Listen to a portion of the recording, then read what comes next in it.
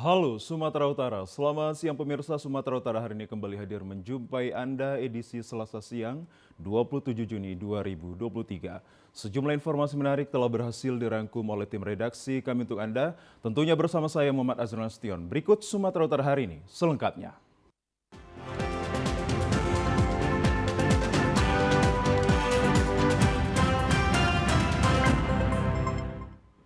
Pemirsa, di informasi yang pertama dalam rangka mengantisipasi kegiatan masyarakat pada malam hari, Polsek Torgamba Kabupaten Labuhan Batu Selatan melakukan patroli gabungan dengan sasaran premanisme, geng motor, pelaku begal hingga kejahatan lainnya di wilayah hukum Polsek Torgamba. Untuk mengantisipasi tindak kejahatan jalanan yang mengganggu situasi Kamtibmas di wilayah hukumnya, Polsek Torgamba bersama Babinsa dari Koramil 11 Kota Pinang beserta personel Subdenpom Cikampak melakukan patroli gabungan secara rutin di sepanjang Jalingsum dari arah Cikampak Pekan hingga ke wilayah SPBU Asam Jawa di Kecamatan Torgamba, Kabupaten Labusel. Patroli rutin ini dipimpin langsung Kapolsek Torgamba dengan mendatangi tempat-tempat objek vital seperti ATM, swalayan, SPBU, warung yang ramai dikunjungi pada malam hari. Selain itu, tempat hiburan anak seperti pasar malam dan juga patroli melihat situasi Kamtibmas di beberapa titik pos Kamling yang ada di Kecamatan Torgamba, Kabupaten Labusel. Kapolsek Torgamba AKP Sunipan Guru Singa menjelaskan bahwa kegiatan patroli ini dilakukan secara rutin.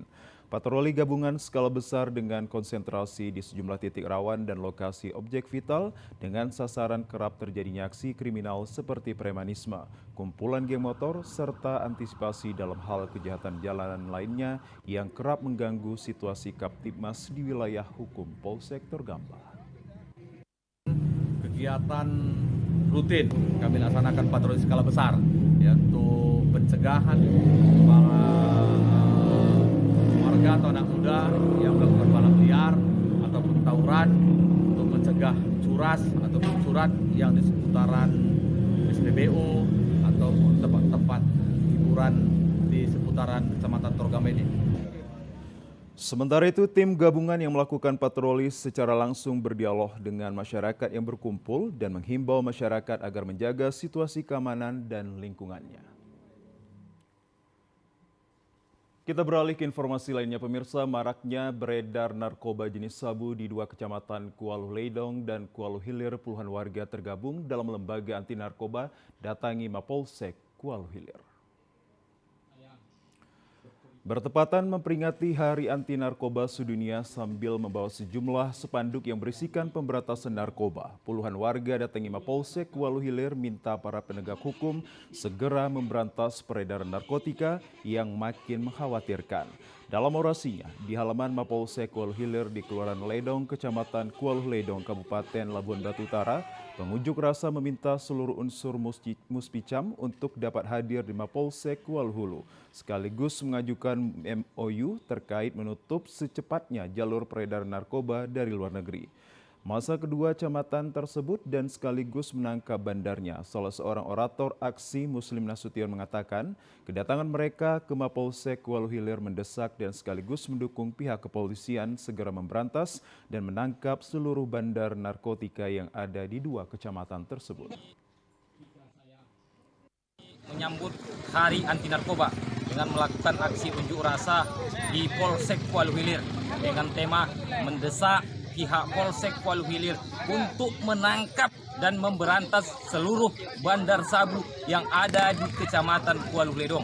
Kami sebagai masyarakat, sebagai lembaga anti narkotika, hari ini memberikan dukungan penuh kepada pihak kepolisian untuk segera menetapkan bandar-bandar menjadi tersangka. Tangkap itu, Pak.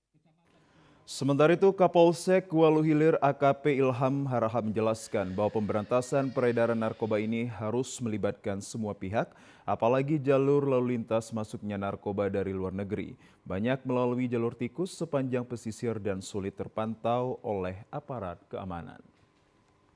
Jadi saya dukung 1000%, 1000%. Dia bersihkan narkoba di sini. Ya, dengan pasal 130.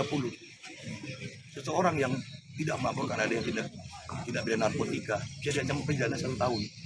Jadi jangan sampai ini karena takut melapor sama kami, ya kami bisa perkarakan selama 1 tahun itu. Ini jangan sampai itu kejadian. Pada prinsipnya dengan hadirnya abang-abang kami ini, saudara kami ini, saya dukung untuk melakukan bersih-bersih narkotika. Sementara itu, aparat kepolisian Polsek Waluhulu berjanji berupaya menangkap bandar dan memberantas peredaran narkoba di wilayah hukumnya. Pemirsa, berhati-hatilah, hujan deras disertai angin kencang menyebabkan sebuah pohon tumbang tepatnya di Jalan Protokol Ahmad Yani di Kota Rantau Prapat. Akibat kejadian ini, 1 unit mobil pickup yang melintas dan 3 unit sepeda motor yang terparkir turut menjadi korban tumbangnya pohon tersebut. Akibat kejadian ini, 1 unit mobil pickup yang sedang melintas pun menjadi korban tertimpa pohon tumbang dan 3 unit sepeda motor yang sedang terparkir tepat di depan warung kopi menjadi imbas kejadian pohon tumbang tersebut. Sementara akibat terjadinya pohon tumbang, arus lalu lintas sempat dialihkan ke jalan alternatif oleh pihak Satlantas Polres Labuhan Batu. Saksi mata Agus, salah seorang petugas parkir, menjelaskan peristiwa pohon tumbang terjadi saat hujan deras yang disertai angin kencang membuat pohon secara tiba-tiba tumbang, melintang dan menimpa 1 unit mobil melintas serta 3 unit sepeda motor terparkir tertimpa pohon tumbang tersebut.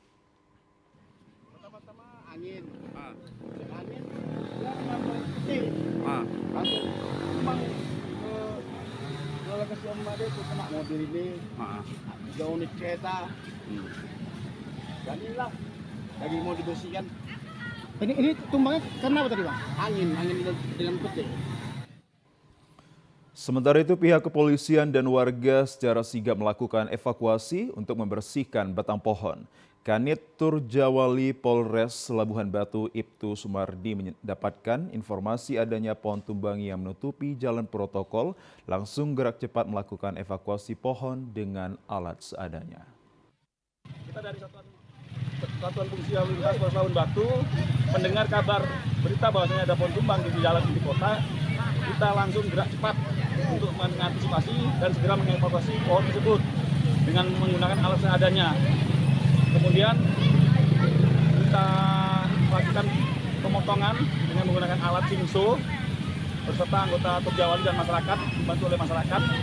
Dan alhamdulillah sekarang sudah separuh jalan sudah bisa terbuka, sehingga lalu lintas 1 arah kita buka.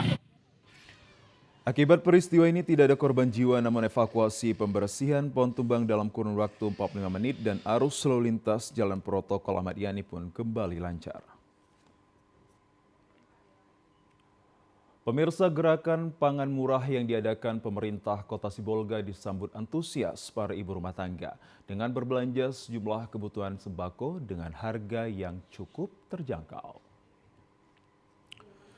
Gerakan pangan murah yang berlangsung secara serentak di 341 daerah kabupaten kota di Indonesia diselenggarakan bidang ketahanan pangan pemerintah Kota Sibolga bersama tim pengendali inflasi daerah Kota Sibolga. Sejumlah kebutuhan pokok yang dijual yakni beras seberat 5 kg, minyak goreng kemasan, gula pasir, minyak goreng serta sejumlah bumbu dapur seperti cabai, bawang merah, dan juga jenis sayur-sayuran dengan harga di bawah harga pasar. Bagi para ibu rumah tangga di Kota Sibolga, kehadiran gerakan pangan murah ini dinilai sangat membantu mereka untuk memenuhi kebutuhan bahan pokok dengan harga yang relatif murah.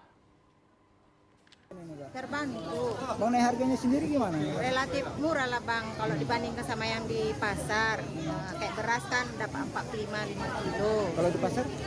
Kalau di pasar antara 55. Harapan Ibu pada pemerintah Sibolga gimana nih Bu? Sering-seringnya Lela ya? Iya, sering-sering lah, sering-sering buat operasi pasar kayak gini. Biar terbantu lah Bang ekonomi kami, Bang mama-mama ini. Sementara itu, Wakil Wali Kota Sibolga Pantas Maruba Lumban Tobing mengatakan bahwa kehadiran gerakan pangan murah ini merupakan salah satu cara untuk menekan inflasi sekaligus dapat menjaga kestabilan harga terutama menjelang Hari Raya Idul Adha. Ini merupakan salah satu program dari Badan Pangan Nasional, Badan Pangan Nasional yang dilaksanakan serentak di 341 daerah kabupaten kota seluruh Indonesia di 301 titik. Dan ini merupakan gerakan pembagian pangan ke masyarakat dengan harga untuk menjaga stabilitas harga pangan menjelang Idul Adha. Yang ini distribusinya dari Badan Pangan Nasional yang distribusikan oleh Bulog. Di sini ada tomat, ada cabai, ada bawang putih, bawang merah, ada beras, ada minyak goreng, macam-macam. Seluruh pokoknya sembako. Pemirsa, info haji akan hadir sesaat lagi untuk Anda, tetap bersama kami. لبيك اللهم لبيك لبيك لا شريك لك لبيك إن الحمد والنعمة لك والملك لا شريك لك. Ya, pemirsa, jemaah calon haji Indonesia pada 8 Zulhijjah kemarin pukul 7 hingga 24 waktu Arab Saudi diberangkatkan dari Mekah menuju Arafah dari sejumlah hotel di Mekah menuju Arafah dengan menggunakan bus. Berdasarkan susunan jadwal pergerakan jemaah haji Indonesia, keberangkatan jemaah haji Indonesia dari Mekah ke Arafah dengan bus diatur oleh petugas Maktaf secara bergiliran. Panitia penyelenggara ibadah haji PPHI Arab Saudi menyediakan 21 bus per maktaf. Hari ini perjalanan akan dibagi 3 trip.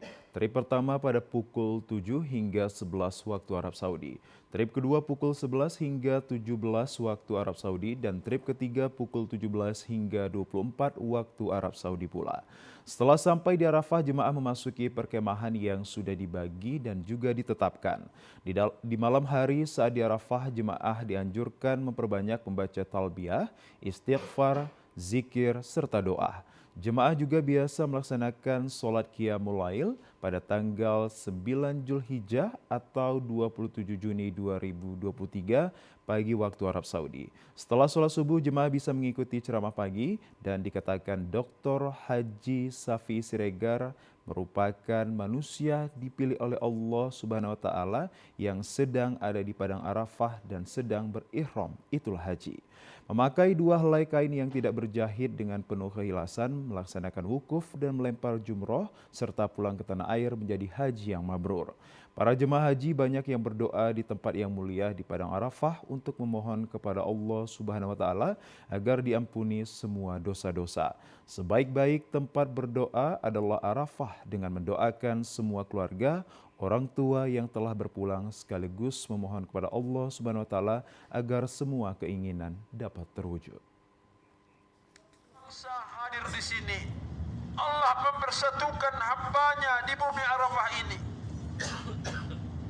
Allah mempersatukan hamba-Nya di Musdalifah.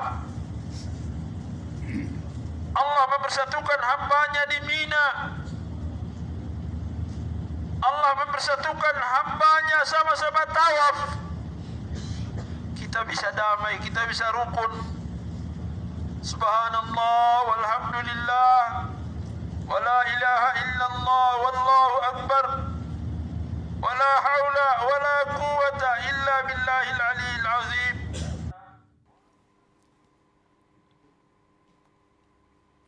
Sementara itu, pemirsa, seorang petani berasal dari Kabupaten Madinah akhirnya menunaikan ibadah haji di Tanah Suci pada tahun 2023 ini setelah selama 10 tahun menanti. Jemaah calon haji ini menjadi yang tertua di kloter pertama embarkasi Medan yang berasal dari Kabupaten Madinah. Calon haji berusia 96 tahun asal Kabupaten Madinah Natal bernama Abbas ini rela menanti 10 tahun dari hasil bertani untuk dapat menunaikan ibadah haji dan usia 96 tahun ini diketahui saat mengikuti pemeriksaan kesehatan di Asrama Haji Embarkasi Medan, Jalan Abdul Haris Nasution Medan, Sumatera Utara kemarin. Abbas memasuki ruangan pemeriksaan kesehatan dan perlengkapan haji dengan bantuan kursi roda. Ia tampak semangat walau telah memasuki umur lanjut usia untuk mengikuti perjalanan haji di tahun 2023 ini. Abbas telah menanti keberangkatan selama 10 tahun dengan cara menabung dari hasil bertaninya. Dirinya mengaku tetap semangat dan yakin mampu mengikuti seluruh rangkaian ibadah di Tanah Suci. Saat pemeriksaan kesehatan, Abbas menunjukkan obat-obatan yang sudah disediakannya untuk segala kondisi yang mungkin saja akan ia lalui.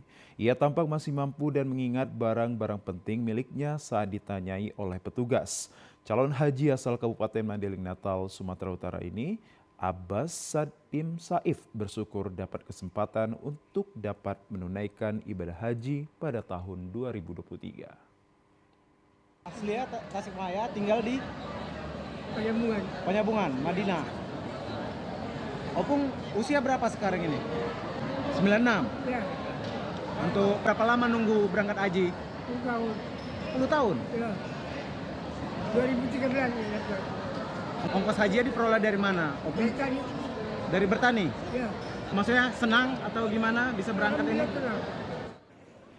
Diketahui pada tahun ini ada 20% calon haji lanjut usia dari Sumatera Utara. Tercatat ada sebanyak 416 orang calon haji dengan usia 80 hingga 96 tahun. Pemirsa, meski tertunda selama 2 tahun namun tidak menyurutkan semangat para calon haji asal Simalungun untuk dapat menunaikan ibadah haji ke Tanah Suci Mekah. Satu persatu calon haji yang berasal dari Kabupaten Simalungun mulai memasuki Komplek Asrama Haji Medan. Dalam kelompok terbang 14 embarkasi Medan ini direncanakan akan diberangkatkan melalui Bandara Internasional Kuala Namu. Sebelum diberangkatkan menggunakan pesawat, para calon jemaah haji terlebih dahulu diberikan pembekalan oleh PPIH Embarkasi Medan, kemudian dilakukan pemeriksaan kesehatan, dokumen, gelang haji, serta kelengkapan lainnya. Meski ada beberapa calon haji yang sempat tertunda selama 2 tahun akibat regulasi pembatasan usia dan pandemi COVID-19, namun tidak menyurutkan semangat mereka dalam melaksanakan ibadah haji di Tanah Suci. Salah satu calon jemaah haji asal Simalungun, Rahmadan Syahputra, mengatakan bahwa untuk tahun ini dirinya pergi haji bersama istri beserta ibunya. Rahmadan menyebut bahwa seharusnya ibunya berangkat haji pada tahun 2020, namun karena adanya pandemi COVID-19 dan regulasi akan pembatasan usia, ibunya gagal berangkat dan diberangkatkan pada tahun ini. Sama mama saya, Sukiyati, dan istri saya, Saulianas. Bertiga ya? Bertiga ya. Gimana perasaannya untuk haji tahun ini? Alhamdulillah kami bisa berangkat bersama. Ada rahasia tertunda di tahun yang lalu. Akhirnya mama kami bisa bersama kami berangkat di tahun ini. Keluarga mudah-mudahan bisa menyusul, keluarga kami yang memberangkatkan kami, tetangga dan sanak keluarga yang memberangkatkan kami tadi, masyarakat Simalungun pada umumnya bisa melaksanakan ibadah haji di tahun-tahun mendatang dengan harapan bisa lebih baik lagi. Sementara itu pemirsa, di informasi lainnya jelang Hari Raya Idul Adha 1444 Hijriah, penjualan hewan kurban mengalami peningkatan cukup signifikan hingga 3 kali lipat. Peningkatan penjualan hewan kurban tahun ini sangat dirasakan Rusi Adi, peternak pengembukan sapi kereng dan sapi angon tahun ini mengalami peningkatan signifikan jika dibandingkan dengan tahun sebelumnya.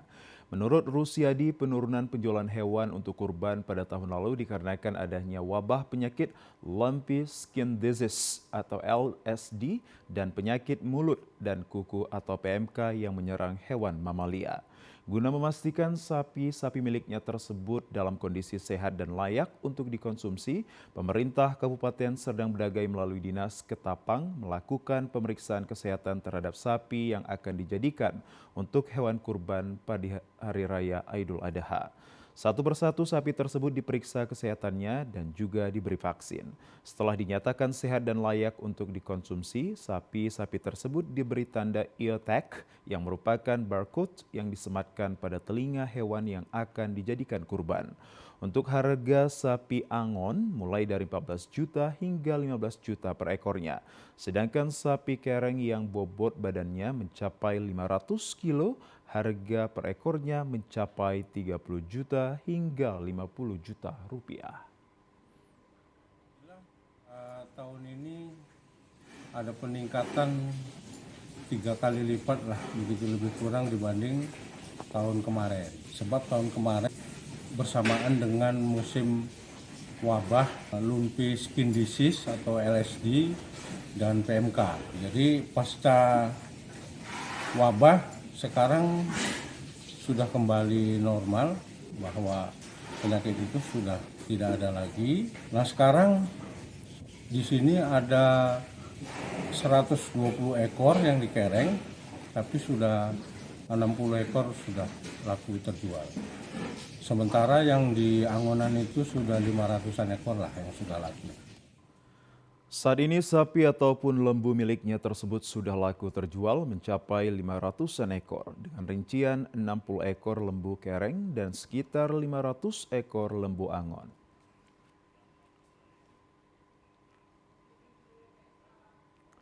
Pemirsa, sejumlah informasi lainnya akan hadir usai jeda pariwara berikut ini. Tetaplah bersama kami akan segera kembali untuk Anda.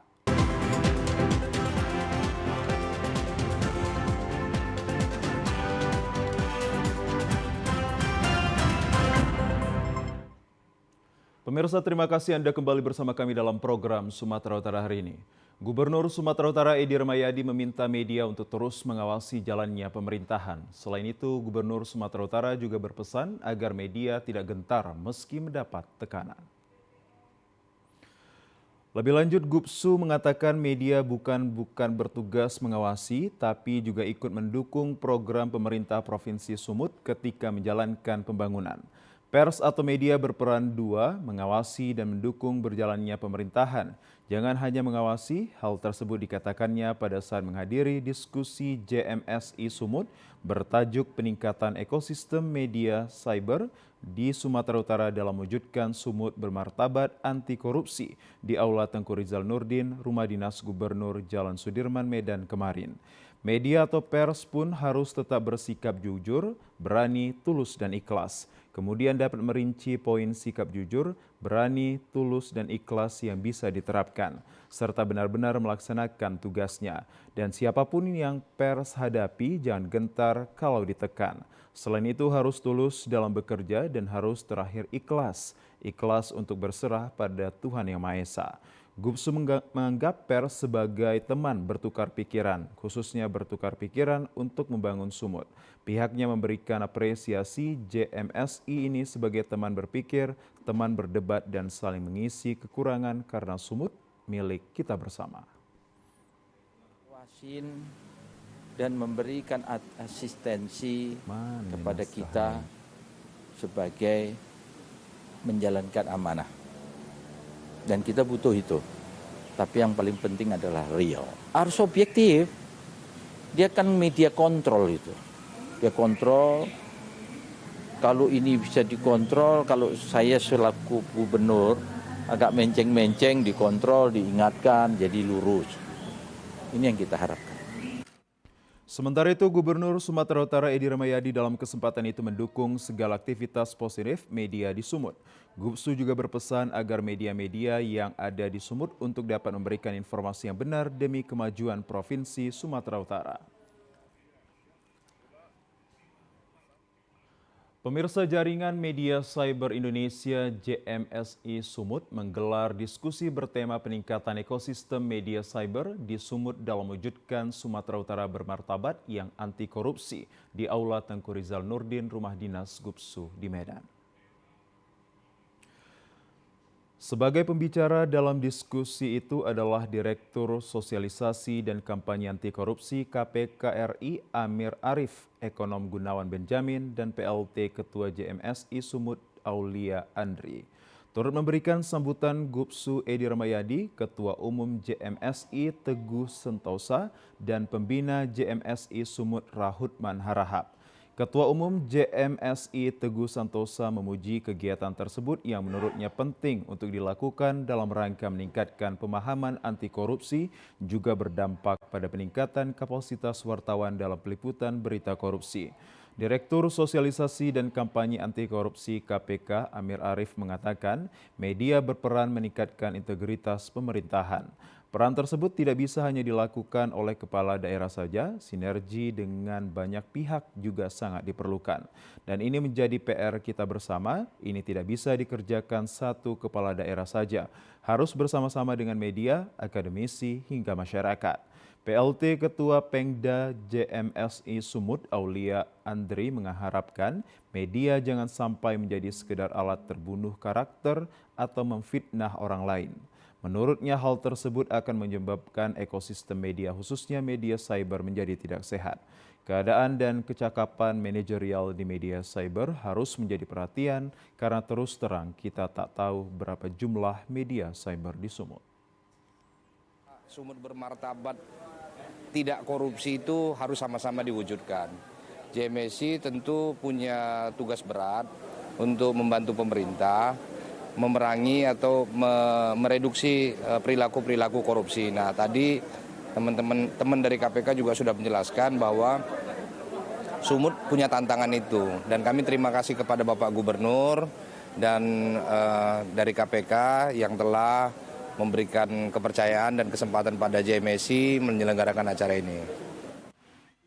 Dewan Pembina JMSI Sumut Rahut Manharap mengatakan sebagai bentuk transportasi komunikasi dan informasi publik, media massa harus netral dan tidak boleh terendus. JMSI Sumut akan menjadi contoh dalam rangka memberikan dukungan dan masukan kepada pemerintah untuk menjalankan pemerintahan di Sumut lebih bermartabat.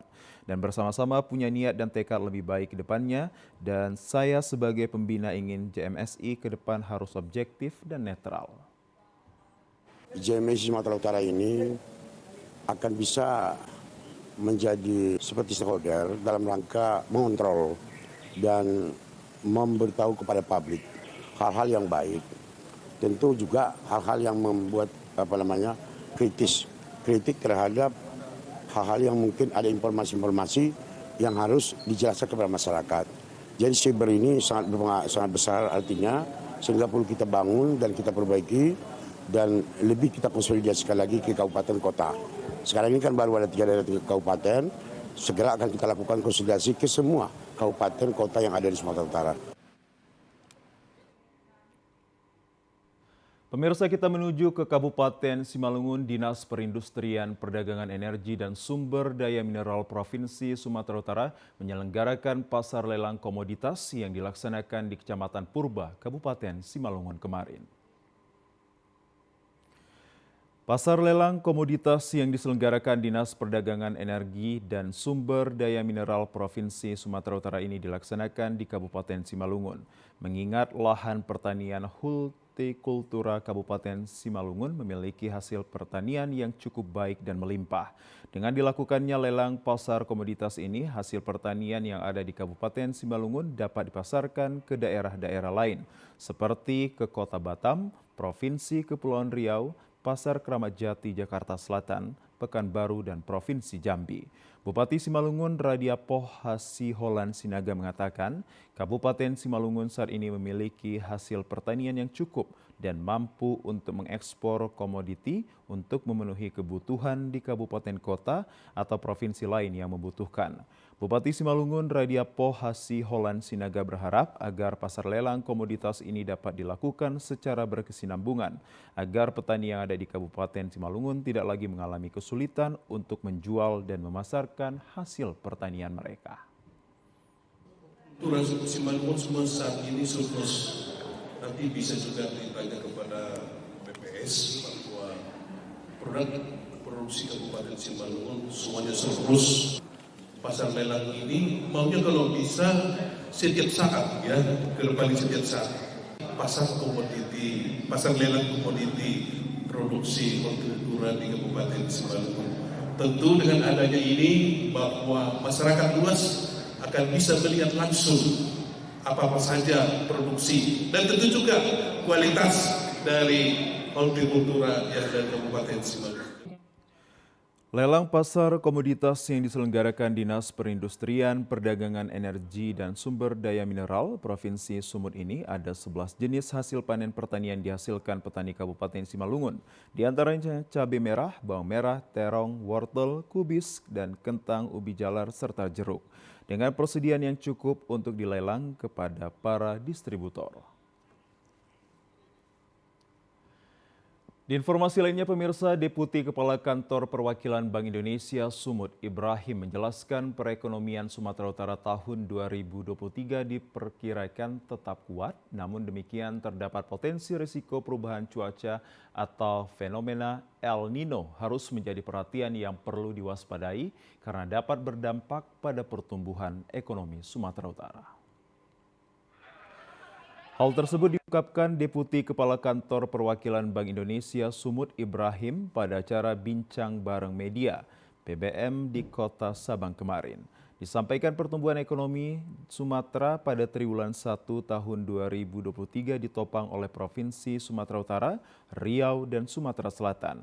Andil pertumbuhan ekonomi Sumut pada triwulan 1 2023 yang sebesar 1,13% menjadi yang tertinggi di wilayah Sumatera. Ekonomi Sumut triwulan 1 2023 masih tumbuh cukup baik sebesar 4,87%, meskipun melambat dari triwulan sebelumnya yang tumbuh sebesar 5,26%. Namun demikian dijelaskan Ibrahim, laju inflasi Sumut pada tahun 2023 diperkirakan lebih rendah dibandingkan tahun sebelumnya dengan prasyarat perlunya peningkatan produksi bahan pangan strategis, sinergi kebijakan yang lebih kuat antara pemerintah pusat dan daerah dengan baik di Indonesia. Antara lain melalui penguatan implementasi gerakan nasional, pengendalian inflasi pangan, GNPIP, dan optimalisasi pemanfaatan anggaran pemerintah untuk pengendalian inflasi pangan. Namun demikian, menurut Ibrahim masih terdapat beberapa risiko pendorong inflasi Sumut, yakni perubahan cuaca atau akan datangnya fenomena El Nino harus menjadi perhatian untuk mengendalikan inflasi dan tetap menjaga pertumbuhan ekonomi tetap baik bila melakukan beberapa program unggulan diantaranya memberikan bantuan peralatan pertanian. Dan penguatan produktivitas pangan ini diwujudkan dengan pemberian alat dan mesin pertanian. Ini juga kita harapkan diikuti ya. Jadi kalau beberapa bantuan yang Bank Indonesia sampaikan mungkin tidak akan sanggup menghandle semua, tapi kita harapkan ini diikuti oleh dinas maupun kementerian lain sehingga memberikan efek multiplier yang lebih baik lagi. Kemudian yang ketiga adalah mendorong penguatan nilai tambah sektor pangan melalui penguatan program KUR. Ini beberapa UMKM yang bergerak dalam peningkatan produktivitas pertanian itu juga kita dorong, kita bantu untuk bisa terhubung dengan perbankan untuk mendapatkan KUR. Sementara itu, Deputi Bank Indonesia Perwakilan Provinsi Sumut Ibrahim mengatakan pihaknya telah melakukan rapat pada tanggal 23 Mei lalu dengan bidang perekonomian Pemprov Sumut untuk mengantisipasi kedatangan El Nino.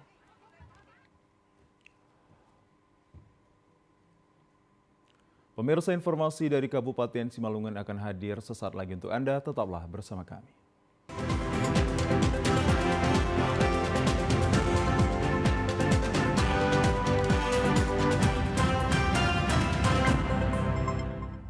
Pemirsa, Effendi Simbolon yang merupakan Ketua Umum Punguan Simbolon Dohot Boruna Indonesia atau PSBI mengharapkan Gunung Simbolon yang berada di Nagori Desa Dolok Simbolon, Kabupaten Simalungun dapat menjadi destinasi wisata.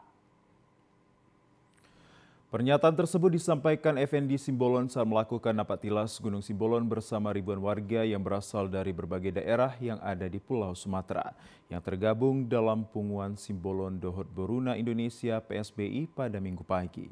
Gunung Simbolon ini diharapkan menjadi destinasi wisata karena memiliki keindahan tersendiri dengan lokasi dan suasana alam yang indah serta memiliki perbukitan yang tidak kalah dengan lokasi wisata yang ada di daerah lain. Effendi Simbolon mengatakan selain melakukan napak tilas, ia juga telah menurunkan 100 mahasiswa dan pecinta alam ke lokasi Gunung Simbolon untuk melakukan ekspedisi untuk menunjang agar Gunung Simbolon menjadi destinasi wisata. Kita bersujud pada Tuhan, bersyukur, dan kiranya baik keluarga besar Simbolon dan juga keluarga besar dari kita semua diberkahi oleh Tuhan. Kurang lebih 100 orang mahasiswa dan juga para pencinta alam melakukan ekspedisi ya untuk menunjang pariwisata, tujuan wisata di Kabupaten Simalungun. Dari pelaksanaan napas tilas Gunung Simbolon ini diharapkan dapat mengingatkan keturunan marga Simbolon dalam hal sejarah yang nantinya dapat menjadi situs Dolok Simbolon yang berada di kaki Gunung Simbolon menjadi destinasi wisata hingga dikenal oleh masyarakat luas baik di dalam negeri maupun di luar negeri. Pemirsa, Punguan Simbolon Dohot Boruna Indonesia memiliki pandangan berkomitmen akan terus menjadi basis keakraban masyarakat marga Simbolon di tengah-tengah masyarakat untuk mewujudkan Indonesia maju. Basis keakraban masyarakat marga Simbolon dilakukan karena sesuai dengan ciri dan karakter PSBI yang selalu menghargai keberagaman dalam perbedaan. PSBI hadir mengedepankan kepentingan seluruh masyarakat tak terkecuali kepada warga Simbolon sehingga bisa menjaga harkat dan martabat leluhur yang mengutamakan kekompakan dan kekeluargaan dalam berbagai hal demi terwujudnya bangsa Indonesia yang kuat, maju dan berkarakter. Hal ini dapat terlihat saat napak tilas Gunung Simbolon, warga bersukacita mengikuti seluruh rangkaian kegiatan meski terdapat kendala seperti jalan rusak menuju kaki Gunung Simbolon agar dapat melakukan pelaksanaan ibadah di Gunung Simbolon sebagai situs dan sejarah budaya yang perlu dilestarikan ke depannya. Lebih lanjut, PSBI juga dalam waktu dekat ini akan mengadakan Rakernas seluruh wilayah pada 7 Juli 2023 mendatang di Jakarta dengan diisi rangkaian kegiatan budaya seperti fashion show budaya dengan tenun, lomba bernyanyi dan tari-tarian daerah Batak dan berbagai persembahan dimiliki masyarakat marga Simbolon. Kegiatan nantinya dapat menyentuh dan menyengetuk hati seluruh pihak agar lebih memperhatikan pembangunan dan eksistensi situs, sejarah dan budaya Simbolon untuk diregenerasikan ke generasi yang akan datang sebagai upaya melestarikan budaya Indonesia. Kita ke informasi lainnya, pemirsa. Kementerian Keuangan Negara Direktorat Jenderal Pembendaharaan Provinsi Sumut membuka rapat koordinasi regional Sumatera semester 1 tahun 2023 dalam mewujudkan pembangunan ekonomi negeri. Rapat koordinasi regional Sumatera semester 1 tahun 2023 dalam mewujudkan pembangunan ekonomi berlangsung di Hotel Santika Medan, Jalan Kapten Maulana Lubis, Medan, Sumatera Utara, Senin malam.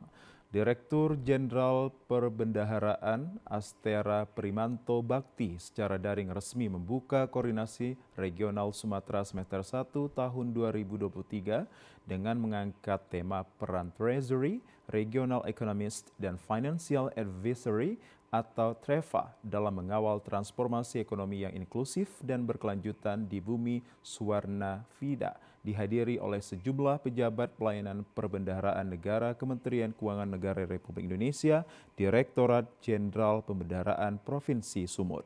Tantangan pengelolaan keuangan negara terus berkembang dan semakin kompleks, di mana pertumbuhan APMB tersebut selaras dengan meningkatnya peran APMB pada tatanan perekonomian nasional maupun regional yang semakin esensial. Ketahanan fiskal yang diraih dalam beberapa tahun terakhir pada kondisi nasional yang extraordinary dan tekanan global telah berkontribusi secara nyata dalam menjaga perekonomian nasional dan regional relatif stabil. Kepala Kantor Wilayah Kementerian Keuangan Direktorat Jenderal Perbendaharaan Provinsi Sumut, Saiful, dalam sambutannya pada pembukaan Rapat Koordinasi Regional Sumatera semester 1 tahun 2023 mengatakan, pada tahun 2023 ini tantangan pengelolaan keuangan negara masih terjadi seperti potensi resesi global. Serta-merta berhenti, namun masih tetap menghadapi potensi resesi global dan kondisi ketidakpastian. Sehingga sebagaimana tema APBN 2023, kita harus menanamkan semangat optimisme, namun perlu tetap waspada dengan melakukan sejumlah langkah-langkah strategis dan mitigasi risiko. Karena sejatinya di balik setiap ancaman akan mendorong kita untuk melakukan improvement dan langkah-langkah yang penting yang dapat meminimalisir bahkan menegasikan dampak yang mungkin terjadi. Sementara itu, Rapat Koordinasi Regional Sumatera Semester 1 tahun 2023 dalam mewujudkan pembangunan ekonomi negeri yang diselenggarakan oleh Kementerian Keuangan Negara Direktorat Jenderal Perbendaharaan Provinsi Sumut akan berlangsung selama 2 hari tersebut dengan menyajikan materi SDM berkualitas dalam mendukung implementasi shadow organizations dan inklusi keuangan UMKM dalam mendukung ekonomi regional Sumatera Utara. Di informasi lainnya, pemirsa, Sekolah Menengah Pertama Negeri 1 Serampah membuka pendaftaran penerimaan peserta didik baru tahun ajaran 2023-2024 yang dilakukan secara online. Bagi calon siswa diwajibkan mengisi data yang valid sesuai yang tercantum di kartu keluarga untuk menghindari invalid system. Di Sekolah SMP 1 Serampah, tampak panitia sekolah membuka layanan posko PPDB 2023-2024 di hari pertama pembukaan PPDB untuk tingkat SMP di Serdang Bedagai. Tahun ajaran 2023-2024, Dinas Pendidikan Sergai telah menerapkan sistem PPDB diberlakukan secara online yang dapat diunggah di Play Store PPDB Dinas Pendidikan Serdang Bedagai. Dalam aplikasi tersebut, calon siswa dapat melihat tahapan dalam melakukan pendaftaran secara online. Adapun tanggal pendaftaran dibuka dari tanggal 26 Juni hingga 1 Juli 2023. Hingga 3 Juli 2023, penetapan calon peserta didik baru yang dilakukan tingkat kabupaten dan dilanjutkan di tingkat sekolah, dan selanjutnya tanggal 4 Juli hingga 6 Juli 2023 dilakukan pendaftaran ulang. Dan terakhir tanggal 7 hingga 10 Juli dilakukan persiapan tahun ajaran baru. Kapurba, salah satu orang tua calon siswa, datang ke panitia mengalami kendala dalam pendaftaran di mana penulisan nama yang dilakukan berbeda dengan di KK sehingga sistem tidak menerima. Sehingga panitia melakukan perbaikan agar nomor pendaftaran dapat keluar. Data yang salah dalam memasukkan waktu online di rumah, ada yang salah. Saya yang salah, jadi saya datang ke untuk verifikasi mana yang benar. Gitu. Terus kata panitia apa bang kira-kira kesalahan? Ya, panitia melayani dengan baik. Yang mau mendaftar atau siapa ini bang? Anak saya. Sementara Kepala Sekolah SMP 1 Serampah membenarkan PPDB saat ini dilakukan secara online dan menghimbau pengisian data calon siswa diisi secara valid. Adapun jalur PPDB yang diterima untuk calon siswa yakni jalur afirmasi, zonasi, prestasi, serta jalur perpindahan. Sesuai dengan juknis yang telah kami terima, maka kami sudah buat SOP. Nah, kemudian kami berikan layanan informasi. PPDB kan online, murni, tetapi tidak tertutup kemungkinan kami tetap membantu para calon peserta didik yang mungkin mengalami kendala pada saat melakukan pendaftaran. Kalau secara umum untuk semua jalur, karena jalur itu kan ada zonasi, ada afirmasi, kemudian prestasi, dan satu lagi perpindahan orang tua. Nah itu secara umum seluruhnya tetap memerlukan kartu keluarga. Jadi kalau yang paling penting adalah kartu keluarga yang benar-benar valid datanya, supaya tidak ditolak oleh sistem. Saat ini SMP Negeri 1 Rampah memiliki daya tampung siswa sebanyak 320 dengan 10 ruang belajar.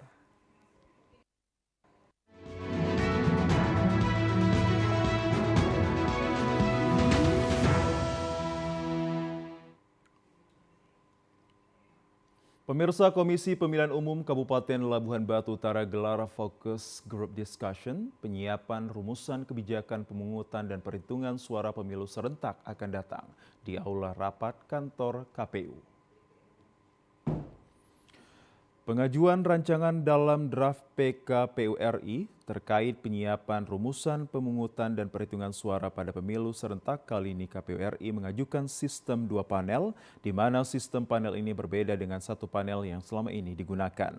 Pada pemilu sebelumnya sudah berlangsung, adapun KPU gelar FGD ini bersama perwakilan partai politik terkait respon dan tanggapan serta masukan terkait sistem 2 panel, yakni di mana dalam pengajuan draft PKPU RI akan datang saat pemungutan dan perhitungan suara berlangsung di TPS TPS, di mana panel A bertugas menghitung suara pemilihan presiden dan DPD provinsi, dan panel B bertugas untuk menghitung suara mulai DPRD Kabupaten Kota, Provinsi, dan DPR RI. Koordinator Divisi Teknis KPU Labuhan Batu Utara Edi Susanto menjelaskan bahwa dengan sistem 2 panel ini lebih cepat dibandingkan dengan sistem 1 panel pada saat proses perhitungan suara di TPS pada pelaksanaan pemilu serentak nantinya.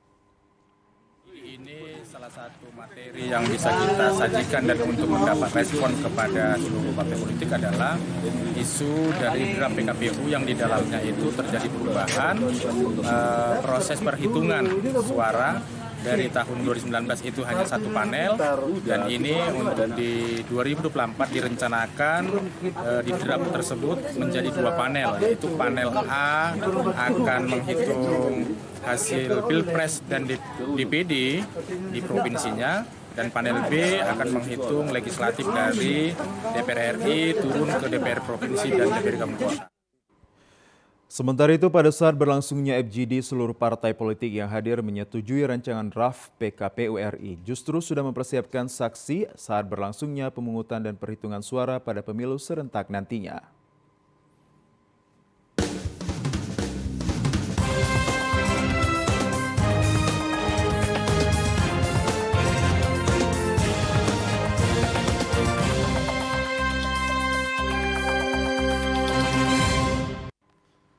Sementara itu, pemirsa, di Kota Lubuk Linggau jelang pelaksanaan pemilihan umum tahun 2024, Komisi Pemilihan Umum Lubuk Linggau akan menyiapkan 3 TPS khusus di Lembaga Pemasyarakatan Kelas 2A Kota Lubuk Linggau. Pelaksanaan pemilihan umum 14 Februari 2024 akan digelar secara serentak dengan memilih calon anggota legislatif, presiden, serta wakil presiden. Dalam menghadapi pesta demokrasi 5 tahunan ini, KPU Lubuk Linggau telah menyiapkan sebanyak 635 tempat pemungutan suara atau TPS yang tersebar di 8 kecamatan di Kota Lubuk Linggau. Ketua KPU Lubuk Linggau Topandri mengaku dari jumlah keseluruhan 635 TPS yang akan dibentuk untuk pemilu legislatif maupun pilpres, pihaknya akan menyiapkan 3 TPS khusus di Lapas Lubuk Linggau. Topandri menambahkan sebelumnya KPU akan mendirikan 5 TPS khusus, namun dari jumlah warga binaan lapas sebanyak 1.200 orang. Di lapas TPS khusus kita ada 3. Di lapas itu tadinya kita perkirakan 5 TPS. Laporan dari lapas pertama di situ hampir 12.000. Tapi setelah ditelusuri oleh lapas lagi, kita cuma 3 TPS. Ngapa dari 5 TPS ke 3 TPS? Rupanya alhamdulillah sampai 2024 tanggal 4 Februari itu banyak yang sudah keluar. Jadi yang keluar ini akan memilih di tempatnya masing-masing, di kampungnya masing-masing. Diketahui pada Januari 2024 hampir 200 lebih warga binaan yang bebas, sehingga jumlah kebutuhan TPS khusus berkurang menjadi 3 TPS. Dari Lubuk Linggau, Ferry Setiawan, TVRI Sumsel melaporkan. Ya, pemirsa, informasi dari Provinsi Sumatera Selatan tadi sekaligus menutup perjumpaan kita dalam program Sumatera Utara hari ini. Kami ucapkan terima kasih atas kebersamaan dan juga perhatian Anda. Saya Muhammad Azril Nasution, selamat siang, sampai jumpa.